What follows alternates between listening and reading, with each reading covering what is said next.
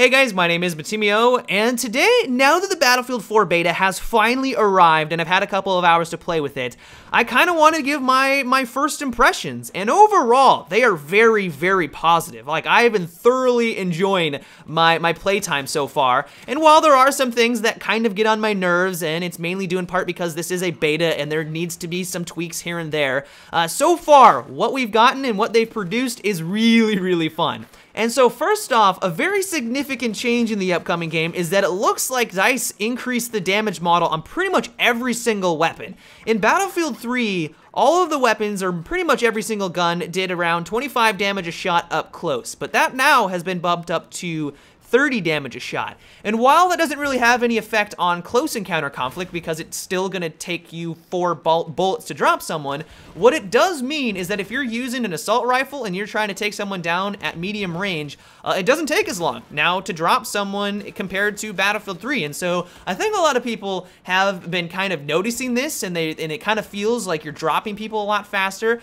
And while, like I said, it doesn't actually have any effect on close encounter conflict, they're absolutely right, at least for medium and long range. And so that does kind of take some adjustment. But I'm not exactly sure how I feel about these changes, because initially I like the idea. One of the things in Battlefield 3 that kind of got on my nerves is that there was really no incentive for you to use a slow rate of fire weapon. Like, they gave you a slight recoil reduction, and a couple of the weapons maybe did a little bit more damage, but a vast majority of them just did not compete with the M16A3 and the AEK, those high rate of fire weapons. And the reason why that was is because as long as you could manage the recoil, you could still drop people at a distance, absolutely no problem. And then when you got into a close encounter conflict, that high rate of fire was a huge advantage. And so what it kind of looks like what they're doing in Battlefield 4 is that if you use a slow rate of fire weapon, not only are you going to have reduced recoil, but it also looks like you're going to be doing more damage. The Scar H, for example, if the battle log stats are to be believed, does 40 damage a shot up close. Like that's insane. And so while it's still going to take you 3 bullets to drop someone in close encounter conflict,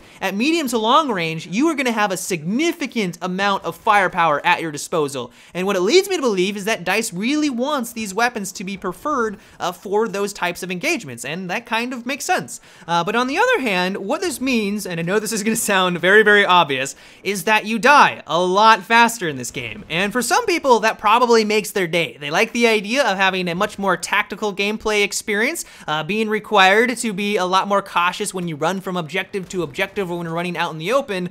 But I do know that a lot of people on the Battlelog forums and even people on Reddit are not really feeling the damage upgrade. And so for me personally, like I said, I like the idea of having the slow rate of fire weapons doing more damage at a distance. I like that idea of them being preferred for those engagements.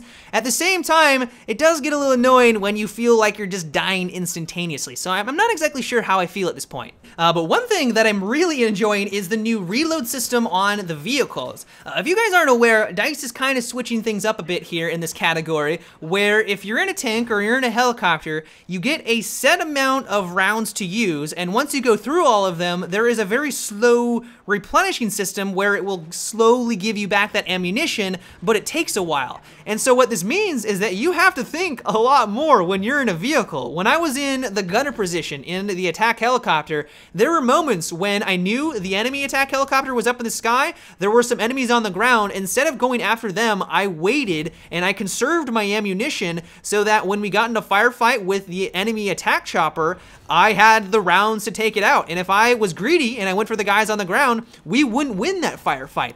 And so it's that type of thought process, at least for me, which I find just extremely satisfying. But not only that, if you are on the receiving end of a tank or a chopper that is just dominating your team, this will now give you a window to kind of get a foothold and retaliate, because you guys know in Battlefield 3, there are moments that can be extremely frustrating where it feels almost impossible for you to get a foothold against a tank or a helicopter. Like, they just continue to pummel your spawn, and it just is an absolute nightmare. But now, because the system is in place, this will allow you to switch on over to an engineer and then hopefully get some stingers downrange or some RPGs to finish them out, where they have literally nothing at their disposal to take care of you. And so not only will this require more thought process on the part of the player inside of the vehicle, but hopefully it will balance things out a little bit more for the people that are on the receiving end.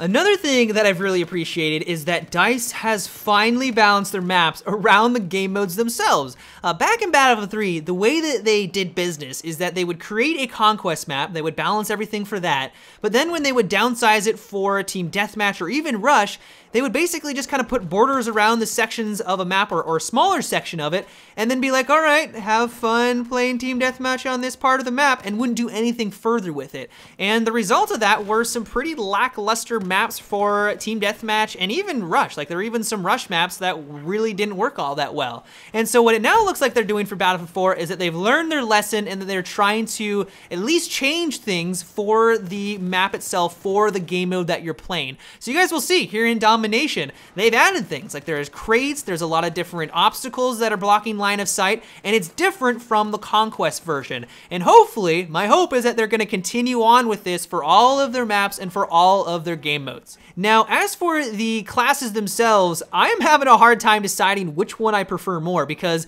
they're all a lot of fun to use, but they also have a very unique gameplay depending on which one you're using. The Assault or the Medic class, for example, is very similar to like what it was back in Battlefield 3. If you enjoy weapons that do a lot of damage and they're very accurate, but you also like to support your team by giving them health packs and by reviving your allies, then the Medic is going to be right up your alley. But the Engineer, their weapons destroy people up close. Like, the personal defense weapons, I was using the XM4, is an amazing weapon. Like, you will shred through the enemy team. The Recon class is also awesome. I made a video yesterday where I was using the high-powered bolt-action rifles and I was just sniping people all over the place. But the one class that I am a little worried about is the support. We don't have all the weapons, we don't have all the gadgets, so it is kind of hard to talk too much about class balance, but the weapons that we have so far, they just didn't feel as powerful as all of the other kits. Maybe I just wasn't using them correctly. Don't get me wrong, they were still fun to use,